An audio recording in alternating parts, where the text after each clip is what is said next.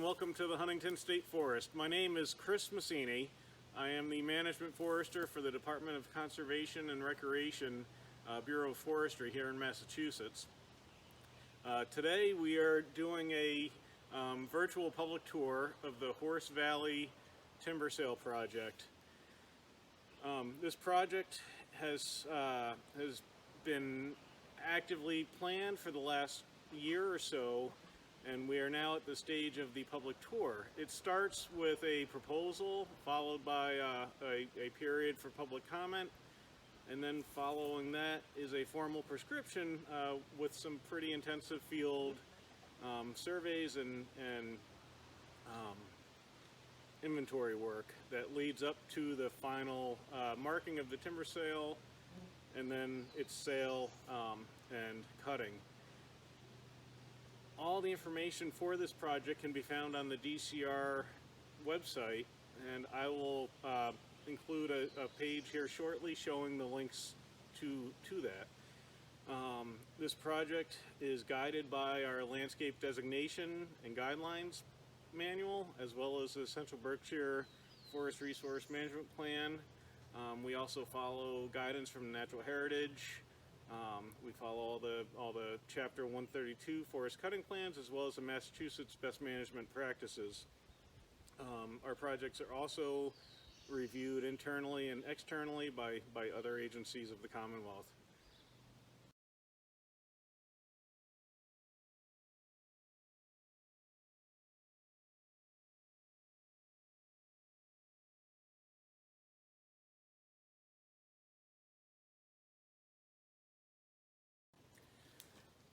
So the Huntington State Forest is approximately 1,000 acres now. It originally was purchased back in 1930 and was known as a Haiti-Stanton lot at 640 acres approximately. Over the years we have added through acquisitions, and now, as I mentioned, we're at 950 acres. The project that this tour is focusing on is roughly 70 acres in size and is part of a larger 174 acre proposal.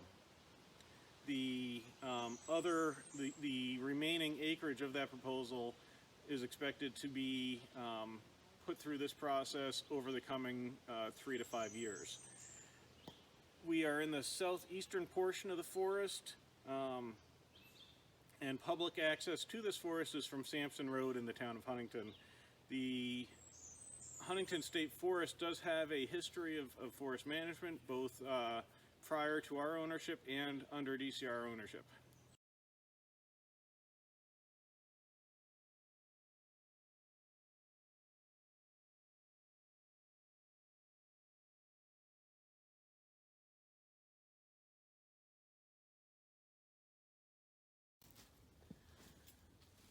So the state acquired the Huntington State Forest in the early 1920s.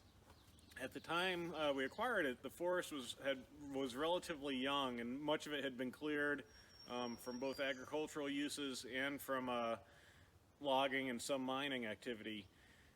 The early type maps that we have from inventories in the 1930s show that the average tree size here was only about 4 inches and was mainly maples and birches. There's no mention of oak and very little mention of hemlock, which those two species today dominate the forest.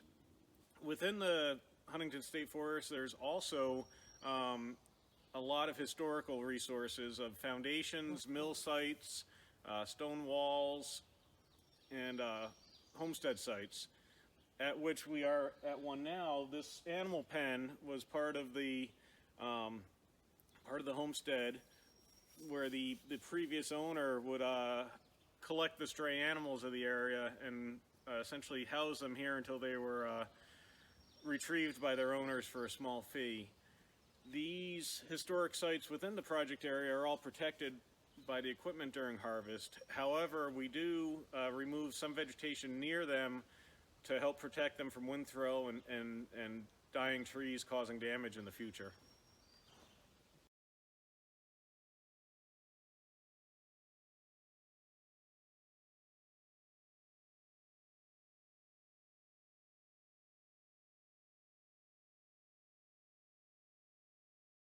Throughout the 70-acre project area, approximately 20 acres will be reserved from harvest due to wetlands, streams, and boulder conditions.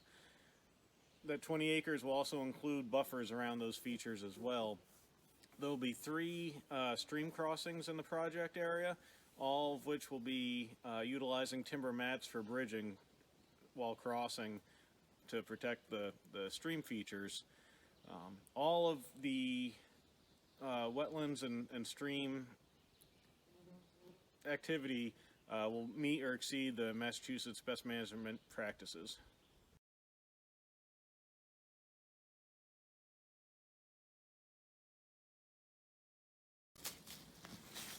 While walking through the project area, you'll notice that there's paint of different colors and styles. The blue paint represents trees that are going to be harvested. A horizontal line represents a saw log, a product that should be destined to be turned into boards and lumber. If it were a horizontal or kind of angled line, it would be designated as a pulp tree or a firewood tree, and an X would be a tree that's either dead or has no product value that we would like to be removed for environmental reasons, silvicultural reasons. You'll also see yellow flags and orange paint. The flags were the layout of the skid trails, and then we follow through with orange paint once they're finalized, so that the operators know where the main trails are to be followed. You'll also see red paint throughout the project area. There's some behind me. The red diagonal slashes represent an edge where equipment won't be allowed and trees aren't harvested.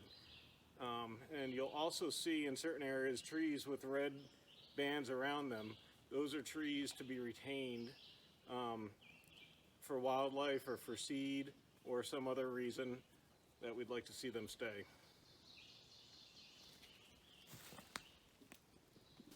Most of the area of this project are going to be harvested using the irregular shelter wood system, which boils down to a variable levels of harvesting based on the kind of the microsite species composition, where we will be harvesting anywhere between 30 to 80% of the live standing trees. The idea in this is that as the species composition changes over the landscape, you can adjust your marking levels for the desired goals. For instance, in areas where we still have healthy hemlock, where we're trying to retain it, the harvest can be focused on thinning around the crowns of those hemlocks, giving them a better chance to withstand the onslaught of hemlock woolly adelgid and hemlock looper. In other portions of the stand, where the goal is to regenerate the oak, where there's less hemlock, we can cut a little bit heavier, as oak does require more sunlight for regeneration. Within the patch clear-cut openings of the project, the main goal is to regenerate the northern red oak, as well as some of the other species that go along with it here. Currently, this is a single-age stand, which is roughly 100 years old, with very little natural regeneration in the understory, other than some diseased beech. The requirements for regenerating oak is almost a full canopy removal. We are, however, leaving behind several trees per acre to act as shade, to act as wildlife diversity and structural diversity. These trees range from large, already having cavity wildlife trees like this oak, to trees that were selected purposely for their form and good characteristics for future growth and seed production. You can also see behind me there's a large already dead American beech. those dead trees will also be retained as structural diversity. These patch clear cuts are also going to complement previous management done within the state forest and on private property outside the state forest that has had wildlife openings created. Some of those harvests have occurred long enough ago that this early successional habitat that the patch clear cuts will create is aging out. These additional ones through the current project should replace that habitat and extend those species further.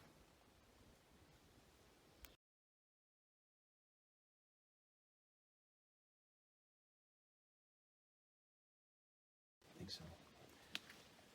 Throughout the project area, the road network will be improved for use during the operation, but also be left in a stable state afterwards. Currently, much of the road network within the project area and the forest as a whole has been deteriorated over time due to lack of maintenance and illegal off-road use from ATVs and other off-road vehicles. The goal of the project will be to leave the road in a sustainable manner with little to no upkeep needs.